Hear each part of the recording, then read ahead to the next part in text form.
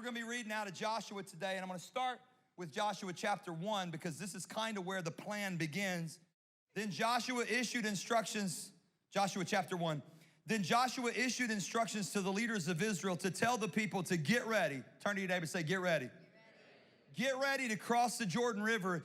In 3 days, we will go across and conquer and live in the land which God has given us. Oh, that sounds good, doesn't it? In 3 days, here's the plan.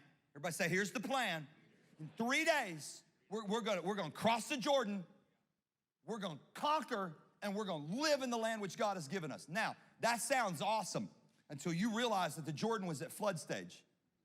And at flood stage, it's about 180 feet wide, and it's flowing at about 13 miles per hour. And we're gonna cross millions of people. We're gonna cross the Jordan. That sounds easy. That's the plan. But that's not the process. God always has a plan, but it's your job to embrace the process. Let me preach this for just a minute, because some of us just want the plan. We're gonna plant a church. Whoa, it's gonna be powerful. It's gonna be amazing. How many of you ever wanted to start a business? I'm gonna start a business. Whoa. And you get a plan. This is how it's gonna work. But then you actually have to work that plan. It's a process. Some of us want to hear the plan from God, but we don't want to walk through the process with God. I just want it quick. I want it now. How many of y'all remember before we had GPS? Anybody remember that? I mean, y'all that old? You remember the maps? Like if you wanted to go somewhere, you had to go to the gas station and you had to get a map. And if you were crossing like 3 states, you had to get 3 maps. Rand McNally maps. Remember, you unfold them on the hood of the car. And you're like, all right, we're gonna go this. And if you were really smart and you really planned, you had highlighters. You're like, all right, this is the way we're gonna go right here. And then somebody was the navigator, and you'd fold them all up, mess them all up, and be like, all right, we gotta go. Okay, we turn this way, and you slow down. Now, those were hard days. Nowadays, we just put it in Waze, don't we? Some of y'all use Apple Maps. I don't believe in it. I use Waze, mostly because it tells me where the cops are. Come on, somebody. Waze app tells you where the popo is. I'm sorry, Chad. I love you, man. We just need to know where you're sitting, bro. We got a lot of police officers that go to our church, and y'all use Waze too. I've talked to you because y'all want to know where your brothers and sisters are too. Popo speed too. Come on, somebody. All have sinned and fallen short. Amen. I'm gonna get in trouble preaching today. They're gonna be following me out of the parking lot. But now, see, back in the day, it was nothing. Whenever you were going somewhere with somebody, you were like, hey, where are we gonna go? Well, we're gonna go to my favorite place to eat. Okay, cool. Where are we going? They say, just follow me. You remember that? And you followed them. Nowadays, why? Just follow me. Just tell me where we gonna go. I'm gonna put it in my maps. And I ain't gotta follow you, because I can do it myself.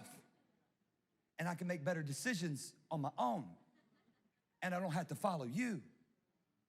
God doesn't give you a digital GPS. He still uses maps. And he still says, follow me. You know why? Do you know why we don't like for somebody to say, follow me? Because traffic can get in the way. Because now I've got to stay focused on exactly where they're going. Now I've got to watch every move they make. I got to watch if they're signaling to go, okay, we better get over. Have you ever had somebody follow you that don't follow well? You ever been the lead car? And they're following you, and you talk to them, don't you? You say things to them in your car that you would never say to their face. You're like, come on, drive.